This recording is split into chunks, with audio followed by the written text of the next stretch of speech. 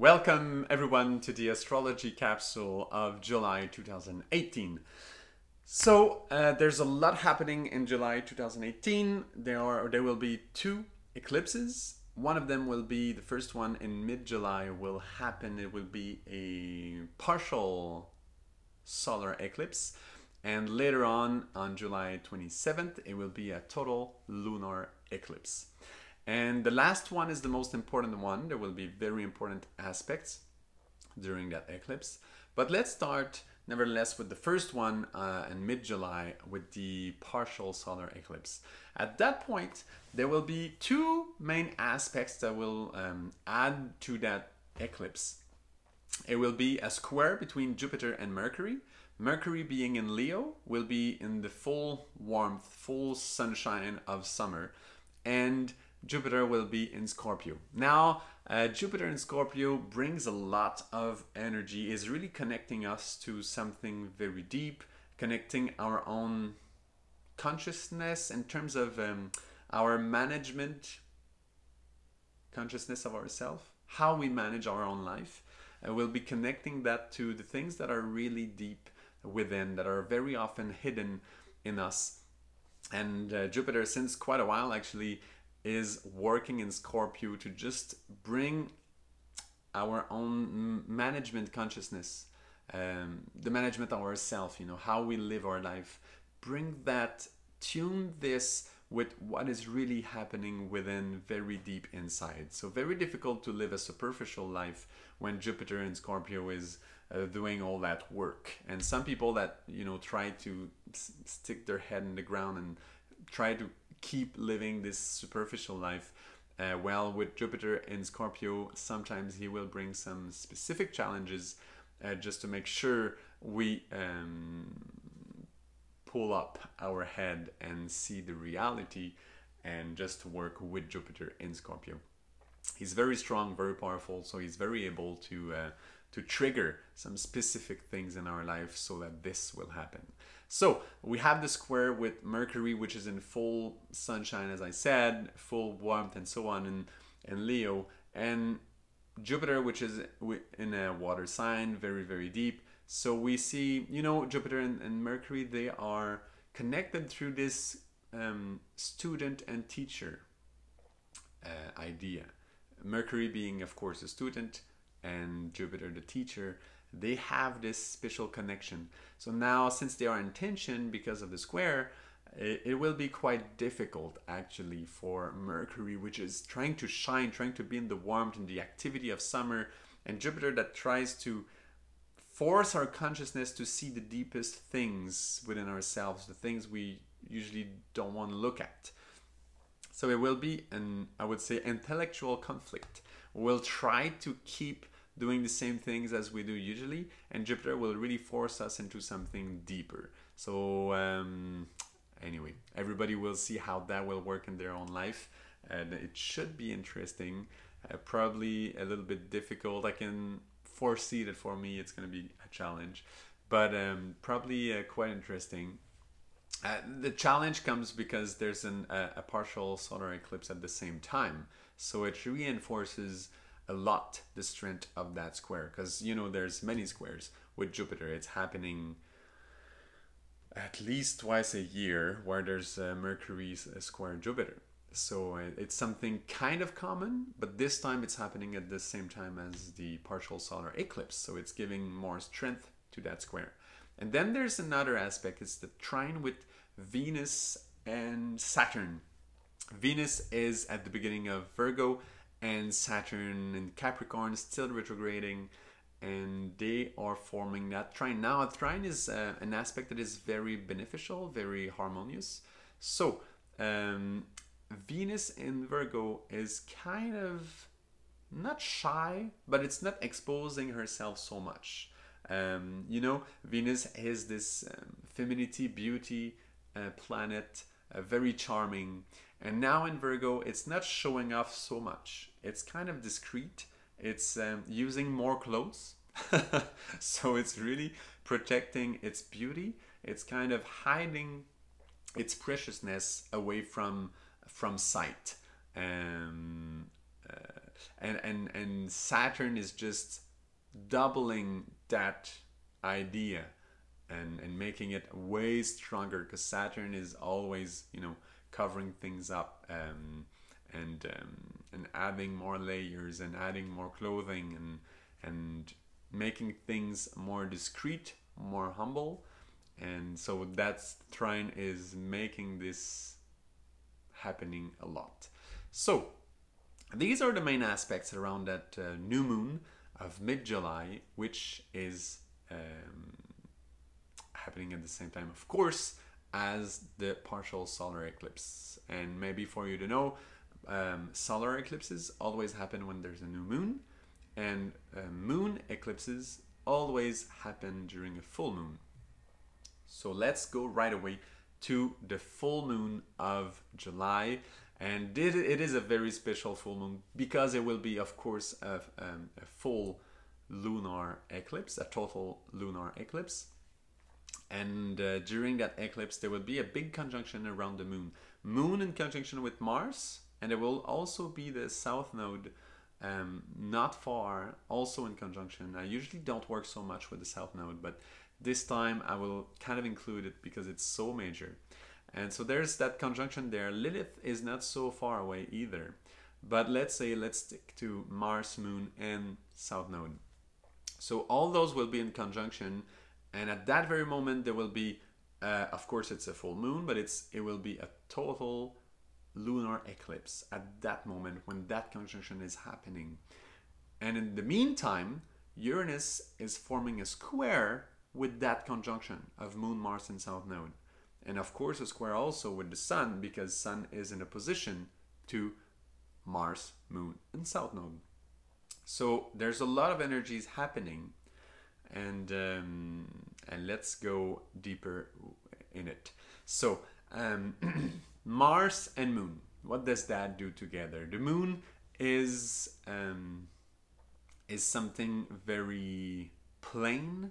It's an energy that doesn't have so much specific taste, but it's just there, very nourishing, just giving its energy, its care energy, it's our imagination. So it's very plain. Our imagination, if you take it just by itself, it's very plain. It's just this fabric that can be used, can be shaped, and so on.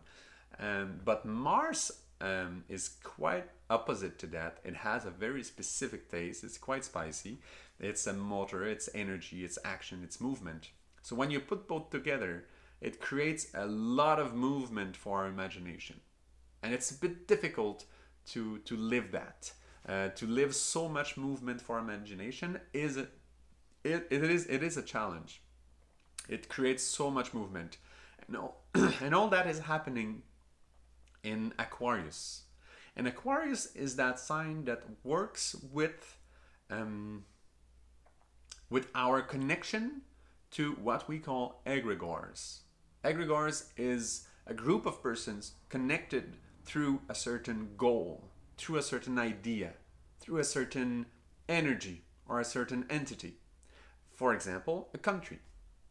A country is formed, it's there, it has a land, it has its politics, its own political world, and it's something in itself, but it's formed by what? You know, we don't really know what a country comes from.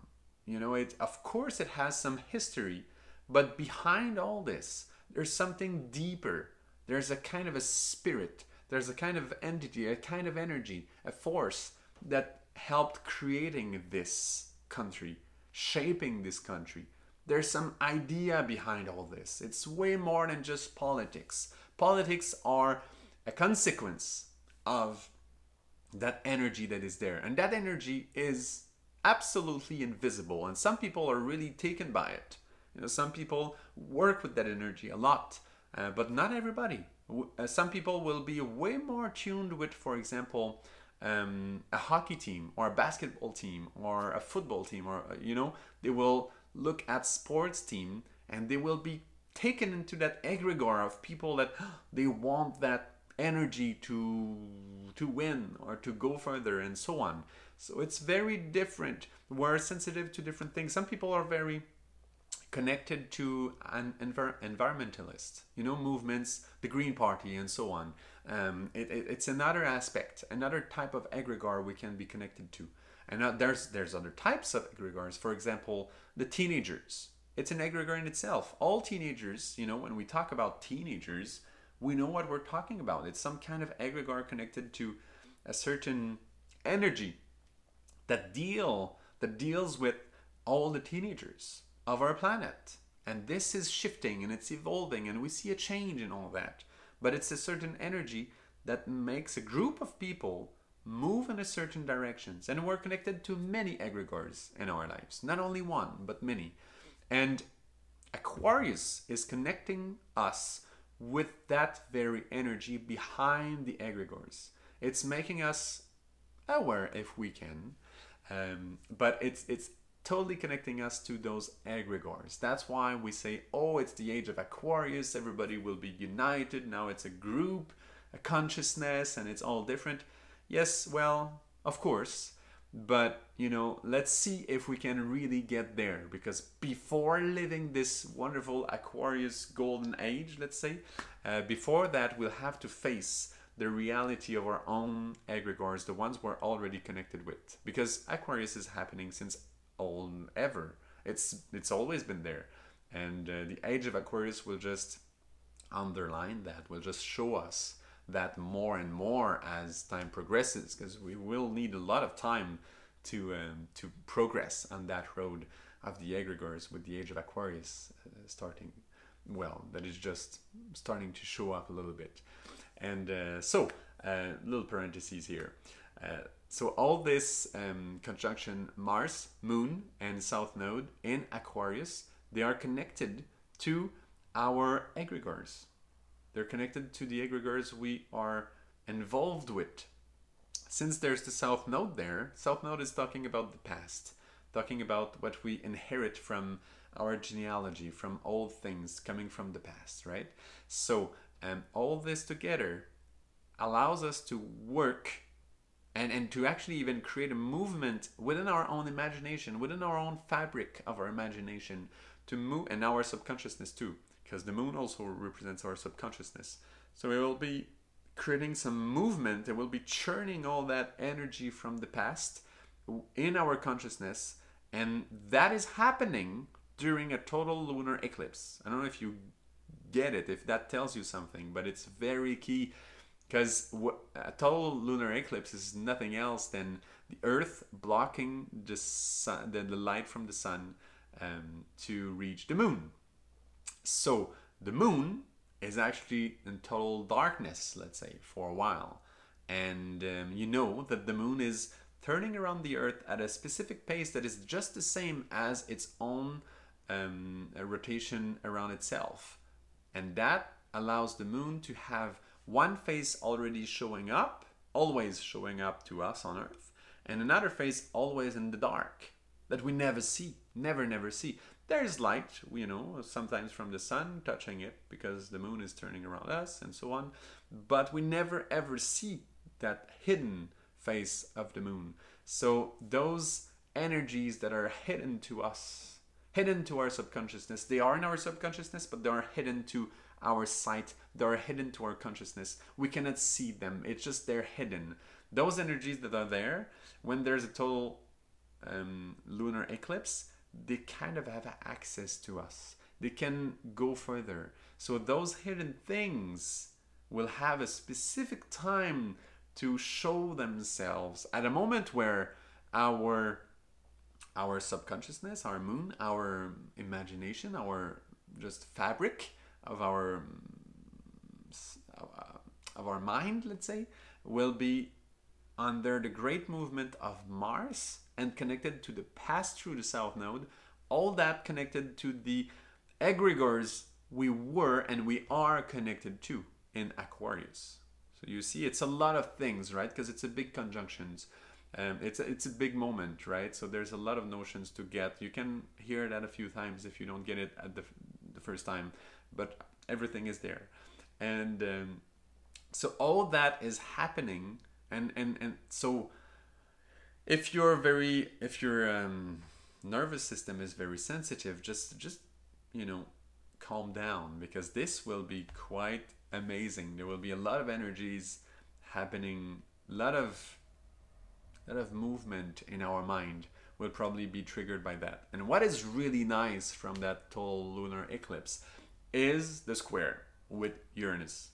Uranus in Taurus at 2 degrees in Taurus will form a square with that conjunction, Moon, Mars, and South Node, which is at 4 degrees in Aquarius, and also a square with the Sun at 4 degrees in Leo. So Uranus forming a square with that will just bring so much even more tension from this movement.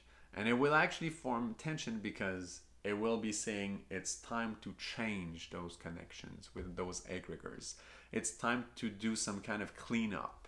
You know, when a hurricane goes on south of the US, for example, that's what I know the most in terms of hurricanes. And when the hurricanes go there, they create a full mess and it's terrible, and they clean everything, they break everything, and some other countries also get it. And they just, it's just crazy what it does, huh? So Uranus is saying, let's do that. Let's do this to those ancient ways of dealing with the egregores we're connected to. And it's saying, let's clean everything up, let's create a new structure, because Uranus at that moment is forming a trine with Saturn in Capricorn. So Saturn in Capricorn, Uranus and Taurus, 2 earth signs, they form a trine. It's very harmonious energy. They work together hands in hands. And Saturn is holding the keys of our karma, of the consequences of our actions, of our conditions of life. And it's saying, yes, Uranus, go ahead and just make a change. And it's a big decision and it's a big moment. So that full moon and that total solar lunar eclipse happening on July 27th is major. Maybe we won't feel it on that exact day, because all that depends also on our own cycles in our own life. So we might feel it a bit before or a bit after, but all the energy that will be churning at that moment, this we will feel for sure. It's gonna be very, very intense. And of course, if you have aspect in your own chart connecting with at that very place, for example, if you have something at 4 degrees in Aquarius, for example, or around 4 degrees, close to it, this will be really, really important for you. And there's some other places in chart that will be interesting to look at. But that will be major, so just prepare. And the good side of that is there's another aspect happening. There's also a trine between Venus and Pluto. So we had earlier in the month in mid-July with that new moon and partial solar eclipse, we also had this trine with Venus and Saturn, where we were protecting the preciousness of Venus, its purity, let's say. We're kind of protecting it. Now Venus went further up in Virgo, and it's forming a trine now with Pluto, which is also in Capricorn, just like Saturn was, and it still is. So there's a trine with Venus and Pluto, and now we're touching the beauty of Venus. It's not about exposing it, it's about feeling it within. So the trine with Venus and Pluto will be about feeling Venus in blossom. And when it was in trine with Saturn, it was we were putting the seed in the ground and we're protecting it so that it can grow.